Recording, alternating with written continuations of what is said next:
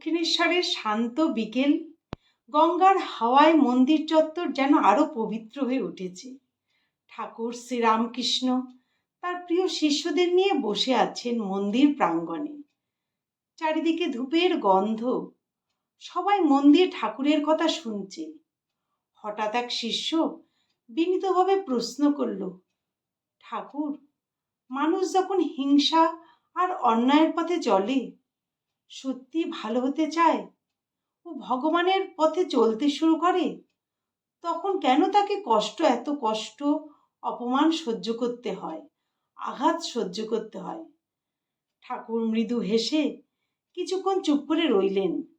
তারপর ধীরে ধীরে বলতে শুরু করলেন, শোনো, তোমাদের একটা গল্প বলি, তাহলেই তোমরা প্রশ্নের উত্তর পেয়ে যাবে। এক গ্রামে বিস্তীর্ণ এক মাঠ ছিল। সেখানে রাখাল বালকরা প্রতিদিন গরু চড়াতো। কিন্তু সেই মাঠে ছিল এক ভয়ঙ্কর বিষধর সাপ। কেউ ওই পথ দিয়ে যেতে সাহস করত না। একদিন এক ব্রহ্মচারী সেই পথ দিয়ে যাচ্ছিলেন। রাখাল বালকেরা ছুটে এসে বললেন, মহারাজ, ওই পথে যাবেন না, সেখানে এক মারাত্মক সাপ আছে। ব্রহ্মচারী তখন শান্তভাবে বললেন, ভয় পেও না বাবারা, ভগবানের নাম যার সঙ্গে আছে তার ভয় কিসের? কিছু দূর যেতেই সাপটি ফনা তুলে এগিয়ে এলো, কিন্তু ব্রহ্মচারী জপ করতেই সাপটি শান্ত হয়ে পায়ের কাছে মাথা নত করল। ব্রহ্মচারী তখন বললেন, কেন অকারণে সকলকে ভয় দেখিয়ে বেড়াস? হিংসা ছেড়ে ভগবানের নাম কর। সাপটি তখন বিনম্র হয়ে বলল, গুরুদেব, আমায় পথ দেখান। তখন ব্রহ্মচারী মন্ত্র দিলেন এবং বললেন, কাউকে কষ্ট দেবে না, ভগবানের নাম জপ করবে। সেই দিন থেকেই সাপটি একেবারে বদলে গেল। সে আর কাউকে ছোবল মারত না, আর ফনাও তুলত না।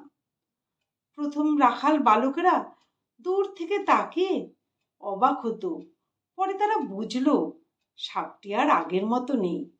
তখন তারা ধীরে ধীরে সাহস পেতে লাগলো। কেউ তাকে ঢিল ছুড়ল, কেউ লাঠি দিয়ে খোঁচা মারত। সাপটি সব চুপচাপ সহ্য করত। একদিন কয়েকজন রাখাল মিলে তার লেজ ধরে আছাড় মারল। সাপটি রক্তাক্ত হয়ে অচেতন হয়ে পড়ল। সবাই ভাবল যে সাপটি মরে গেছে, কিন্তু অনেক রাতের দিকে সাপটির জ্ঞান ফিরল। সে অনেক কষ্টে কষ্টে নিজের গর্তে ফিরে গেল। তারপর থেকে সে আর দিনের বেলা বেরোতো না। পড়ে থাকা ফল, শুকনো পাতা, ফল খেয়ে কোনো রকমে বেঁচে থাকতো। প্রায় 1 বছর পরে সেই ব্রহ্মচারী আবার সেখানে এলেন। সাপটিকে দেখে অবাক হয়ে বললেন, এ তোর কি অবস্থা? সাপটি তখন ধীরে ধীরে বললেন, গুরুদেব, আপনি তো বলেছিলেন কাউকে কষ্ট দিতে না, হিংসা করতে না, তাই আমি সব সহ্য করেছি। তাই পাতাটা ফলটা খাই বলে রোগা হয়ে গেছি। ব্রহ্মচারী তখন বললেন, শুধু না খাওয়ার জন্য এরকম অবস্থা কারো হতে পারে না, অবশ্যই এর পিছনে আরো কোনো কারণ আছে, ভেবে দেখ তো। তখন সাপটির মনে পড়ে গেল সেই রাখাল বালকেরা তাকে যে ধরে আছাড় মেরেছিল। তখন সে গুরুদেবকে বলল, হ্যাঁ গুরুদেব, মনে পড়েছে, একদিন রাখাল ছেলেরা আমাকে আছাড় মেরেছিল। তারা অজ্ঞান, তারা তো জানে না আমার মনের কি অবস্থা। আমার তো সত্ত্বগুণ হয়েছে কিনা, তাই কারোর উপর আমার আর ক্রোধ নেই। তখন ব্রহ্মচারী বললেন, তুই এত বোকা, নিজেকে রক্ষা করতে জানিস না? আঘাতের পরিবর্তে প্রত্যাঘাত করতে হবে না।